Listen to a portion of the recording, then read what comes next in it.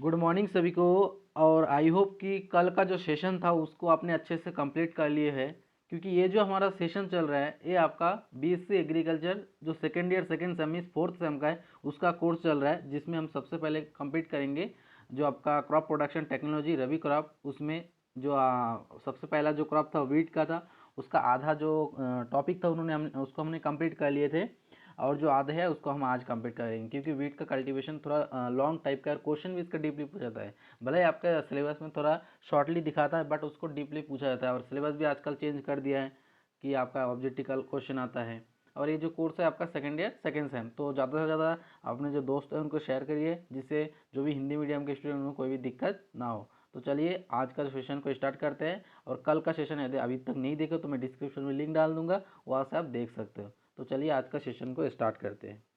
ठीक है, तो कल जहाँ से ख़त्म हो गया उसके बाद हमारा था खरपतवार नियंत्रण, मीन्स वीड कंट्रोल। जो खरपतवार होता है उसे हम कैसे नियंत्रण करें, ठीक है, या कौन कौन सा ऐसा खरपतवार होता है जो गेहूं के खेती में बहुत सारा समस्या उत्पन्न करते हैं। ठीक है, तो सबसे पहले हम देखते हैं एक बीजपत्री खरपतवार मीन्स मोनोकॉट। ठीक है, एक बीजपत्री खरपतवार के बारे में देखेंगे। जैसे आपका जो क्या बोलते हैं गुल्ली डंडा, एक आपका जो गेहूं का मामा से भी इसे कहा जाता है। ठीक है, गेहूं का मामा भी कहा जाता है फेलेरस माइनर। इसका जो बॉटनिकल नेम होता है वो आपका क्या है, फेलेरस माइनर है। बहुत इंपॉर्टेंट है, याद रखेंगे। ठीक है, इसे गेहूं का मामा या मुंडसी भी कहते हैं। ठीक है, ये बहुत इंपॉर्टेंट आपका खरपतवार है गेहूं के खेत में। ठीक है, यहाँ गेहूं का नकलची या मिमिक्री खरपतवार है। ठीक है, अब ये मिमिक्री क्या होता है, इंपॉर्टेंट है, शॉर्ट नोट भी आ सकता है कि मिमिक्री खरपतवार क्या है। तो मिमिक्री खरपतवार ऐसे खरपतवार होते हैं जो क्या उनके जो मॉर्फोलॉजी होंगे, जो बनावट होंगे, वो गेहूं के पौधों के जैसे ही होता है। ठीक है, इसका जो मॉर्फोलॉजी बनावट होंगे गेहूं के आपका जो पौधा होगा उसके जैसे ही होंगे, बट इसका जो सीड है, जो बीज है, वो आपका डिफरेंट होता है। बस इतना ही याद रखेंगे। मिमिक्री वीड्स ऐसे वीड्स होते हैं जिनका मॉर्फोलॉजी सेम, बट जो सीड का जो स्ट्रक्चर है वो अलग अलग होता है, डिफरेंट डिफरेंट होता है, उसको हम बोलेंगे मिमिक्री वीड्स। सिंपल से याद रखेंगे। एक नंबर का क्वेश्चन आपका पूछ सकते हैं, क्योंकि अब एक नंबर का क्वेश्चन आता है। ठीक है, साथ में नोट करते हैं, एक बार अच्छे से देखिए। मिमिक्री मतलब जिसका मॉर्फोलॉजी, मॉर्फोलॉजी, मॉर्फोलॉजी कैसे होंगे, सेम। शॉर्ट में आप लिख सकते हैं कॉपी में सेम, बट सीड का स्ट्रक्चर स्ट्रक्चर कैसे होंगे, डिफरेंट होंगे। ठीक है, याद रखेंगे। ठीक है, डिफरेंट होता है, बस इतना ही आपको याद रखना है। क्वेश्चन आपका कॉम्पिटिटिव एग्जाम में भी पूछा जाता है। ठीक है, तो चलिए आगे बढ़ते हैं। तो आगे हम देखते हैं कि जो आपका जो गिल्ली डंडा है, गेहूं का मामासा है, उसका नियंत्रण, उसका कंट्रोल हम कैसे कर सकते हैं। ठीक है, तो उसका कंट्रोल हम लोग आइसोप्रोटीरन 750 ग्राम पर हेक्टर के हिसाब से कर सकते थे, बट ये जो आइसोप्रोटीरन था ये पहले था। ठीक है, अभी क्या हो, एक जो गिल्ली डंडा मीन्स गेहूं सब फेलेरस माइनर है, इसके प्रति क्या हो गया, रेसिस्टेंट हो गया, इसमें काम नहीं करता, उसके प्रति प्रतिरोध हो गया है। ठीक है, इसीलिए जो आपका आइसोप्रोटीरन है उसके जगह पे आप क्या किसका यूज करेंगे, सल्फोसल्फ्यूरन का 20 ग्राम पर हेक्टर के हिसाब से काम में लाते हैं, आप स्प्रे कर सकते हैं। इंपॉर्टेंट है कितना, ये पूछा भी जाता है, और का खाली स्थान में पूछा जा सकता है कि सल्फोसल्फ्यूरन का कितना मात्रा चाहिए, तो 20 ग्राम पर हेक्टर के हिसाब से इसको यूज करता है। क्यों करते हैं, क्योंकि आइसोप्रोटीरन जो गेहूं का मामासा है फेलेरस माइनर, उसका जो आपका उसके प्रति क्या होगा, रेसिस्टेंट हो गया, प्रतिरोधी हो गया, इसलिए जो आइसोप्रोटीन है वो काम नहीं करता है। ठीक है, इसलिए उसकी जगह पे सल्फोसल्फ्यूरन का प्रयोग किया जाता, कितना मात्रा में, तो ये इंपॉर्टेंट है। ठीक है, इसके अलावा जैसे एक बीजपत्री पढ़ रहे थे ना, एक हमने सबसे पहले गेहूं का मामासा पढ़े है। ठीक है, गिल्ली डंडा जिसको बोलते हैं, दूसरा है आपका जंगली चौलाए जिसको क्या बोलता है, एवना फटुआ बोलते हैं। ठीक है, बॉटनिकल नाम याद रखेंगे, एक खरपतवार अभी याद रखेंगे, तो जब हम लोग वीड साइंस पढ़ेंगे उसमें भी ये पूरा पूरा आपका हेल्प आएगा। ठीक है, कुछ कुछ अभी याद करते जाइए, उतना भी वीड से क्वेश्चन आता नहीं है, फिर भी आता है, क्योंकि सिलेबस से आउट ऑफ सिलेबस बहुत सारा क्वेश्चन आता है। ठीक है, तो अब देखते हैं द्विबीजपत्री खरपतवार। अब द्विबीजपत्री मतलब जिसमें क्या होंगे, अब सिंपल से भाषा में समझ सकते हो। ठीक है, देखो द्विबीजपत्री और एक बीजपत्री क्या होता है, मैं आपको सिंपल से भाषा में समझाता हूँ।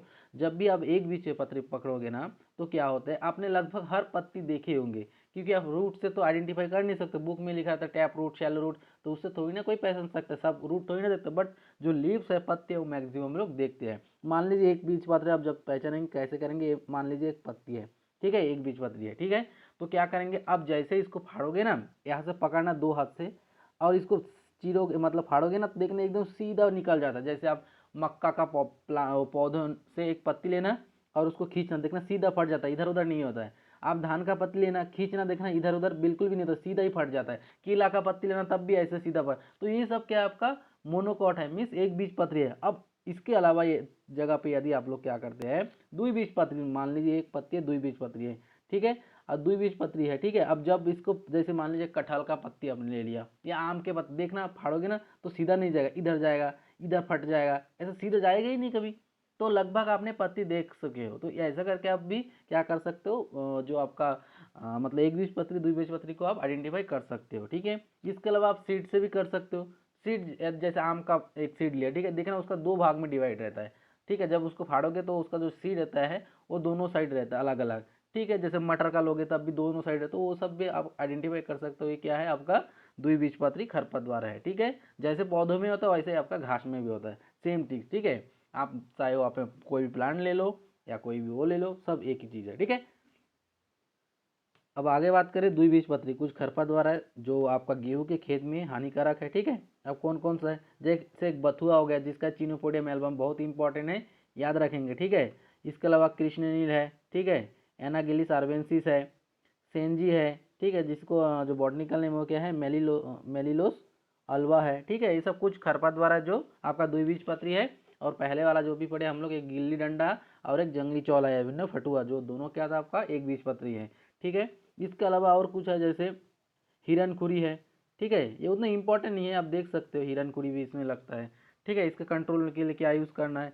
ठीक है, तो ये उतना इंपॉर्टेंट, यदि आपको लगता है कि आप पढ़ सकते हो तो पढ़ लेना, कोई दिक्कत नहीं है। ठीक है, हम लोग आगे बढ़ते हैं। अब आता है इंपॉर्टेंट, यहाँ से क्वेश्चन आपका एग्जाम में पूछा ही जाता है। ठीक है, आप स्क्रीनशॉट लेके के ऊपर का पढ़ लेना। ठीक है, उसके बाद गेहूं में सिंचाई का कुछ क्रांति, क्रिटिकल स्टेज जिसको बोलते हैं। ठीक है, कौन, गेहूं में टोटल आपका 6 स्टेज होता है। ठीक है, सिंचाई के लिए, इरिगेशन के लिए, एक प्रथम सिंचाई, द्वितीय सिंचाई, तृतीय सिंचाई, चतुर्थ, पंचम और षष्टम। ठीक है, तो सबसे पहले हम देखते हैं प्रथम सिंचाई, जिसको बोलते हैं CRI stage, means crown root initiation. ठीक है, CR का फुल फॉर्म है क्राउन रूट इनिशिएशन। यह बुआई के 21 दिन बाद शीर्ष जड़ जमीन पर। ठीक है, ये सबसे पहला स्टेज है। ठीक है, जो 21 दिन, बुआई से लेके 21 दिन तक का रहता है। ये बहुत इंपॉर्टेंट, कई बार एग्जाम में पूछा गया था, आपके पूछा भी जा सकता है कि गेहूं का जो सबसे क्रिटिकल स्टेज कौन सा है, होता है, तो आपका CRI means crown root initiation होता है। ठीक है, अब दूसरे अपन स्टेज की बात करें तो टिलरिंग स्टेज, जैसे आपने क्या कर दिया, गेहूं का बोआई कर दिया, एक एग्जाम्पल लीजिए। ठीक है, ये आपने गेहूं ये बीज डाल दिया खेत में। ठीक है, फिर क्या होगा, उसमें से थोड़ा सा अंकुरन होगा। ठीक है, फिर उसमें से जैसा अंकुरन होगा थोड़ा सा बड़ा हो गया, ये आपका 21 दिन वाला है। फिर जैसे धान के जैसे होता है, फिर इसमें क्या होगा, टीलर निकलना होगा, टीलर स्टार्ट हो जाएगा निकलना। ठीक है, अलग अलग टीलर निकला है, मान ली 4-5 टीलर निकल गए। अब जैसे टीलर निकल गए उसके बाद देखना यहाँ पे जॉइंट बनना स्टार्ट करता है। ठीक है, ये आप खुद देखे हो। ठीक है, जो भी गांव में रहते हो तो देखे हैं ये आप। इसके बाद क्या होगा, जॉइंटिंग हो, जैसे जॉइंटिंग स्टेज खत्म हो जाएगा उसके बाद क्या होगा, इसमें फ्लावर आना स्टार्ट हो जाएगा। आता है कि नहीं, ठीक है, इमेजिन करिए कि हाँ ऐसा होते हैं। ठीक है, फ्लोरिंग हो जाएगा, उसके बाद क्या होगा, मिल्किंग स्टेज आएगा। अब मिल्किंग स्टेज बाद क्या आएगा, मैच्योरिटी स्टेज, मतलब डफ स्टेज, लास्ट वाला जो स्टेज होता है। तो ऐसे ही आपका 6 स्टेज गेहूं में होता है। ठीक है, तो सबसे पहला हम देखते हैं, प्रथम स्टेज तो हमने देख लिया, CRI means crown root initiation. दूसरा जो स्टेज है उसको क्या बोलते हैं, टिलरिंग स्टेज, जिसका टाइमिंग कितना, तो ये याद रखेंगे। ठीक है, 40 से 45 दिन। ठीक, उसका तृतीय चीज है जिसको बोलते हैं लेट या जॉइंटिंग स्टेज। ठीक है, हमने बताया था पहले क्या होगा, CRI स्टेज होगा, फिर टीलर निकलता है, फिर टीलर के बाद उसमें जॉइंट बनता है। तो जॉइंट का स्टेज का जो गांठे बनना बोलते हैं हिंदी में। ठीक है, ये आपका 60 से 65 दिन का होता है। ठीक है, बहुत इंपॉर्टेंट, टाइमिंग को याद रखेंगे। उसके बाद आपका फ्लोरिंग या बूटिंग स्टेज जो आपका 80 to 85 डेज का होता है। ठीक है, उसके बाद जो पंचम जो आपका होते हैं, ठीक है, जिसको बोलते हैं मिल्किंग स्टेज, ये आपका 100 से 105 दिन का होता है। ठीक है, फल में दाने और दूधिया बनना, नाम से समझ आया, मिल्किंग स्टेज जिसमें दूधिया बनेगा। ठीक है, उसके बाद सस्टम स्टेज जिसको बोलता है डफ स्टेज, लास्ट वाला स्टेज है। ठीक है, ऐसे भी पूछ सकते हैं कि गेहूं का सबसे अंतिम अवस्था कौन सा है, तो आपका डफ स्टेज है। ठीक है, जो आपका 115 से 120 दिन का होता है। ठीक है, ये 6 जो स्टेज वेरी इंपॉर्टेंट, यहाँ से क्वेश्चन आपका एग्जाम में आता ही है। ठीक है, अब देखते हैं डफ स्टेज क्या होते हैं। जब गेहूं के दानों में दूधिया अवस्था के बाद दाने सख्त होने लगता है, मतलब आपका जैसे मिल्किंग स्टेज हो गया उसके बाद जो दाने होंगे कैसा हो जाएंगे, हार्ड होने लगता है। ठीक है, तो ऐसे जो अवस्था है उसको हम क्या बोलेंगे, डफ स्टेज बोलेंगे। ठीक है, वेरी इंपॉर्टेंट है। उसके बाद आपका CRI means crown root initiation, ये हमने बता दिया है। ये भी 21 दिन का होता है, 21 ही आपका एग्जाम में पूछा जाता है। ठीक है, आप 20 से 25 रेंज मत लिखे और खाली सर में आएगा तो 21 ही लिखे। ठीक है, अब यदि ऑप्शन आपका रेंज में दिया तो उस समय आप यहाँ से चूज करते हो सकते हो। ठीक है, तो चलिए आगे देखते हैं। ठीक है, तो अब देखिए एक बहुत इंपॉर्टेंट क्वेश्चन है। ठीक है, क्या बता रहा है कि जो आपका जो इरिगेशन का जो स्टेज है, जो 6 स्टेज है, इसको किसने दिया था, ये जो अवस्था है ये किसने दिया था, तो इसको कौन दिया था, जो भारद्वाज है उन्होंने दिया था। याद रखेंगे, वेरी इंपॉर्टेंट है, RBL भारद्वाज ने दिया था जो इरिगेशन का स्टेज है। ठीक है, अब बता रहे हैं गेहूँ की फसल में जब एक सिंचाई के लिए पानी उपलब्ध हो, या क्या बता रहे हैं कि आपके पास क्या है, एक ही सिंचाई बस आपके पास व्यवस्था है, उसके अलावा दे ही नहीं सकते गेहूं में, तो कौन सा ऐसा स्टेज है जिसमें आप उस सिंचाई को प्रोवाइड करेंगे, तो सबसे क्रिटिकल स्टेज है आपका CRI means crown root initiation, तो इसी स्टेज में वो इरिगेशन आप उसको प्रोवाइड करेंगे। ठीक है, यदि आपके पास एक सिंचाई हो, एक क्वेश्चन आता है और कई बार आ भी चुका है। ठीक है, उसके बाद बता रहे हैं कि गेहूं की फसल में जब 2 सिंचाई के लिए पानी उपलब्ध हो। ठीक है, पहले हमने एक सिंचाई बताया था, अब बता रहे कि 2 सिंचाई के उपलब्ध है आपके पास। ठीक है, तो आप किस किस स्टेज में देंगे, तो एक आप CRI में तो देंगे ही। ठीक है, उसके बाद किस में देंगे आप, फ्लोरिंग पुष्पन अवस्था में देंगे। ठीक है, 2 सिंचाई होगा। अब बता रहे यदि 3 सिंचाई होगा आपके पास उपलब्ध है पानी, यदि आपके पास पर्याप्त है 3 सिंचाई देने के लिए, तो आप किस में देंगे, CRI में तो देना ही है। आप उसके बाद क्या देंगे, गांठ मीन्स जॉइंटिंग स्टेज में देंगे, फिर स्टेज एक को छोड़ के फिर मिल्किंग स्टेज में देंगे। ठीक है, इसमें आप किस में नहीं देंगे, दूधिया में नहीं देंगे। ठीक है, मतलब दूधिया में देंगे, सॉरी, आप फ्लोरिंग में नहीं देंगे। ठीक है, तो सिंपल से आप याद रखेंगे, एक 6 स्टेज बना लेना। ठीक है, देखो मैं आपको दिखा रहा हूँ। ठीक, देखो ये आपका 6 स्टेज, 1 2 3 4 5, ऊपर में बना देता ना, 6 हो गया, 6 स्टेज हो गया। तो पहले बता रहा है कि यदि आपके पास एक सिंचाई है तो एक सिंचाई आप केवल केवल इसको ही रिफर करोगे। ठीक है, पहला स्टेज को। अब बता रहे दो, ठीक है, कितना बता रहा है, 2 मतलब आपके पास इरिगेशन के लिए जल उपलब्ध है, तो आप CRI में तो देंगे ही। उसके बाद क्या देंगे अब, जो उसके बाद क्या आता है आपका, जैसे आपका क्या होगा, CRI खत्म हो गया। ठीक है, उसके बाद आपका टिल्डिंग आएगा, टिल्डिंग में नहीं देना है। ठीक है, फिर उसके बाद आप क्या आ जाएगा, टिल्डिंग के बाद जॉइंटिंग आ जाएगा, उसको भी आप रिफंड नहीं करेंगे, 2 को छोड़ के फिर देंगे। उसके बाद क्या आता है, फ्लोरिंग, तो इस स्टेज में आप इरिगेशन को रिफर करेंगे। यदि आपके पास कितना, 2 सिंचाई का व्यवस्था हो। ठीक है, 2 को छोड़ छोड़ के, पहले एक दिया फिर 2 को छोड़ा। ठीक है, फिर एक दिया, फिर आपके पास पानी नहीं है, 2 फिर गैप रहेगा। ठीक है, ऐसे करके देना पड़ता है। अब मान लीजिए आपके पास 3 सिंचाई का व्यवस्था, ठीक है, कितना, 3 है, तो अब क्या करेंगे, एक को छोड़ के देंगे। ठीक है, अब देखिए दिखाता हूँ। ठीक, अब देखिए आपके पास कितना है, 3 सिंचाई पहले आपने दे दिया, किसमें, इसमें तो देना ही है आपके पास सिंचाई जितना भी रहेगा।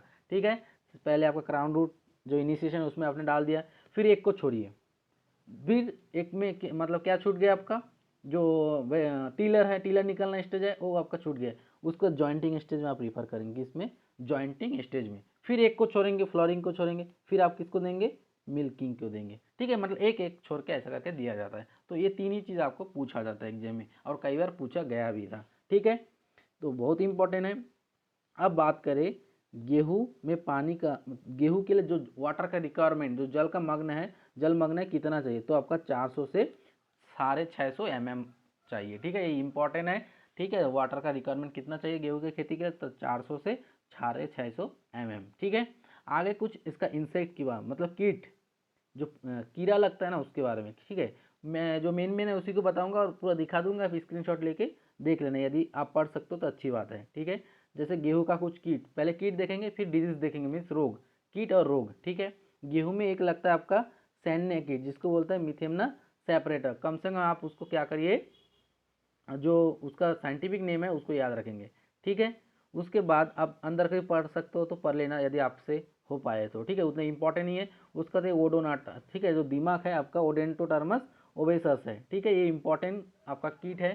ठीक है, गेहूं में, क्योंकि ये जो है आपका प्लांट के ऑल जो कभी कभी ऐसे भी क्वेश्चन पूछा जाता है, ऐसा कौन सा कीट है, ऐसा कौन सा इंसेक्ट है जो पौधों के पूरे पार्ट में लगता है, ठीक है, पूरा वेजिटेटिव पार्ट्स रूट हर जगह लगता है, तो आपका ये दिमाग लगता है, ठीक है, ओडोंटोटर्मस ओवेसस, ठीक है, साइंटिफिक नाम बहुत इंपॉर्टेंट है, ठीक है, अभी याद रखेंगे तो आगे आपका बहुत काम आएगा, ठीक है। अब इसके कंट्रोल के लिए क्लोरपाइरीफॉस 450 ml पर 100 kg बीज के साथ आप क्या करेंगे, उसको उपचारित करेंगे, ठीक है, इतना ही इंपॉर्टेंट है। और आप पढ़ सकते हो तो पढ़ लेना, और भी बहुत सारा दिया है, ठीक है। उसके बाद और दो जो आपका 2-3 दिखा रहा है इंसेक्ट, ये भी उतना इंपॉर्टेंट नहीं है, ठीक है, आप देख सकते हो। हाँ, एक खपरा बीटल जो है ना, इसको पढ़ लेना, ठीक है। ये जो खपरा बीटल दिया है, इसका जो साइंटिफिक नाम है ये आपका ट्रोगोडर्मा ग्रेमिनेरियम है, ठीक है, इसको आप पढ़ लेना, साइंटिफिक नेम कम से कम, ठीक है, इंपॉर्टेंट है थोड़ा ये वाला, और बाकी जो भी है आप देख लेंगे यदि आपसे हो पाए तो। चलिए आगे देखते हैं। अब आगे हम कुछ डिजीज़ के बारे में देखेंगे, क्या क्या रोग लगता है आपका गेहूं में, ठीक है, क्या कौन कौन सा ऐसे रोग हैं, ठीक है। ये रस्ट तो बहुत इंपॉर्टेंट है। अब रस्ट 3 प्रकार से होता है, देखते हैं कौन कौन सा प्रकार है, ठीक है, तीनों ही इंपॉर्टेंट है रस्ट का, ठीक है। ये अभी अभी याद रखेंगे तो आपका जो आप 4th ईयर में जाएंगे, 3rd ईयर में जाएंगे, उस टाइम भी ये आपका काम आ जाएगा पूरा, ठीक है, क्योंकि उसमें एक स्पेसिफिक सब्जेक्ट ही रहता है डिजीज़ का, पूरा सब्जेक्ट जितना सारा क्रॉप आप पढ़ोगे ना, भी उसका पूरा डिजीज़ का एक मतलब डिजीज इंसेक्ट का एक अलग अलग सब्जेक्ट रहता है, 2 समय 2, ठीक है। तो पहला जो है रस्ट में आपका ब्राउन और लीफ रस्ट, ठीक है, ब्राउन रस्ट को ही लीफ रस्ट कहा जाता है, ठीक है, याद रखेंगे। और इसका जो साइंटिफिक नेम है वो पक्सिनिया रिकॉर्ड क्या है, रिकॉन्डिटा टेटिसाई है, ठीक है, बहुत इंपॉर्टेंट है, याद रखेंगे, कम से कम आपका साइंटिफिक नेम याद होना चाहिए, ठीक है। दूसरा है येलो या स्ट्रिप रस्ट, जिसको बोलते हैं पीला या धारीधर रोली, ठीक है, पक्सिनिया स्ट्रीफॉर्मिस, ठीक है, इसका जो साइंटिफिक नेम क्या है, पक्सिनिया स्ट्रीफॉर्मिस है। उसके बाद आगे देखते हैं ब्लैक रस्ट, ठीक है, ब्लैक रस्ट का जो आपका साइंटिफिक नेम है वो पक्सिनिया ग्रेमिनी टेडिसाई है, ठीक है, इसे किलर जो डिजीज भी कहा जाता है, ठीक है, याद रखेंगे किलर बीमारी किसे कहते हैं, तो आपका ब्लैक रस्ट को कहते हैं। ये सब आपका रोग है, ठीक है, पहले हमने इंसेक्ट पर ये सब रोग है, उसके बाद और रस्ट का कैसे मैनेजमेंट करना है, ठीक है, मैंकोजेट का भी यूज़ कर सकते हो, ठीक है, मैंकोजेट का यूज़ करके आप इसको कंट्रोल कर सकते हैं, ठीक। तो चलिए आगे देखते हैं। आगे है आपका लूज स्मट, ठीक है, ऑफ बीट, बहुत इंपॉर्टेंट, ये जो डिजीज है ना बहुत इंपॉर्टेंट है, कई बार एग्जाम में पूछा गया था, ठीक है।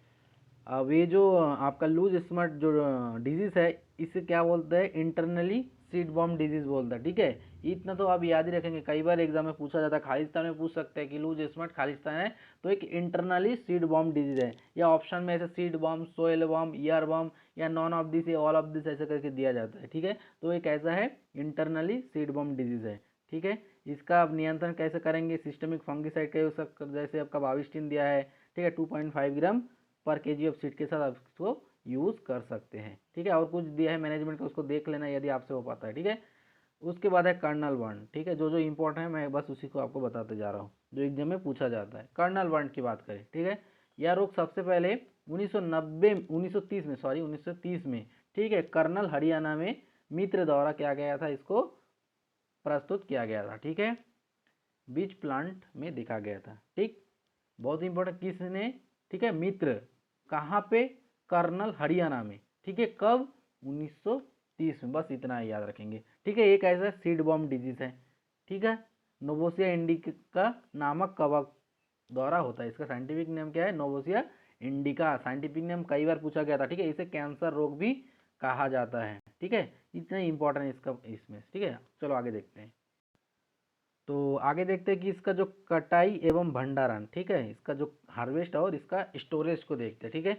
गेहूं की कटाई में दानों में जो नमी होना चाहिए, जब कटाई करोगे, हार्वेस्ट करोगे, उस टाइम जो दाने हैं गेहूं का, उसमें नमी 20 से 25% होना चाहिए, ठीक है। जब इसका स्टोरेज करोगे, भंडारण करोगे, तब उसमें नमी की मात्रा 10 से 12% नमी रखा जाता है, ठीक है। सीरियल जो क्रॉप होता है जनरली 10 से 12% उसमें नमी रखा जाता है, ठीक है।